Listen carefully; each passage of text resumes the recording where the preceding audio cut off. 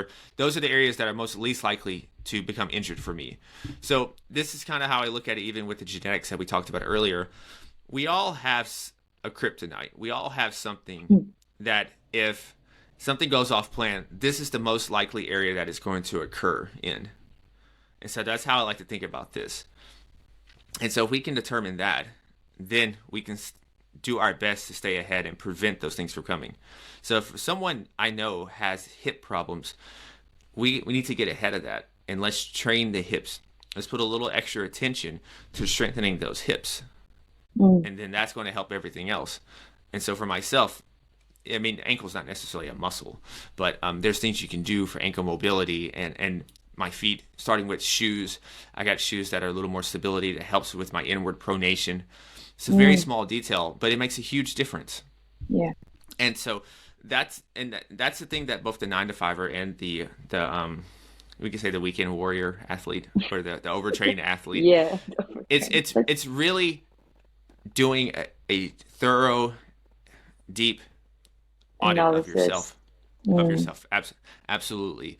This is the preliminary work. So a lot of times people immediately jump into just a workout program. They immediately jump into some type of diet or something, and they don't take into account, one, their personality, their psychological makeup, their day-to-day lifestyle, and does it even make sense for them? So these are a lot of things that people don't ask, because a lot of people don't like asking questions. But for a lot of us, it's imperative to slow down so we can then speed up. And as we're speeding up, we're going to hit fewer and fewer potholes and bumps because we did this preliminary work at the very beginning of the process. And in that process, getting stronger to get through all those bumps, if there's any in front. Well, there's bound to be bumps.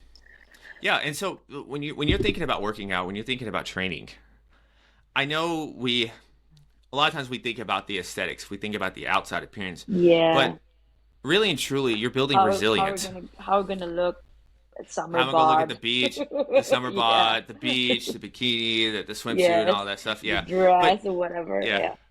You're really that's exciting to do. That's, I would be lying if I said I didn't think about that. I visualize probably from day one of just how I would look in a suit, how I would look in a blazer, a t-shirt. I had those things because you got to have some type of vision. So when you're going through something at the very beginning, and I bet even like when you're podcasting, when you started podcasting, it's episode 1 or 2, you feel super nervous. You're like, what am I doing?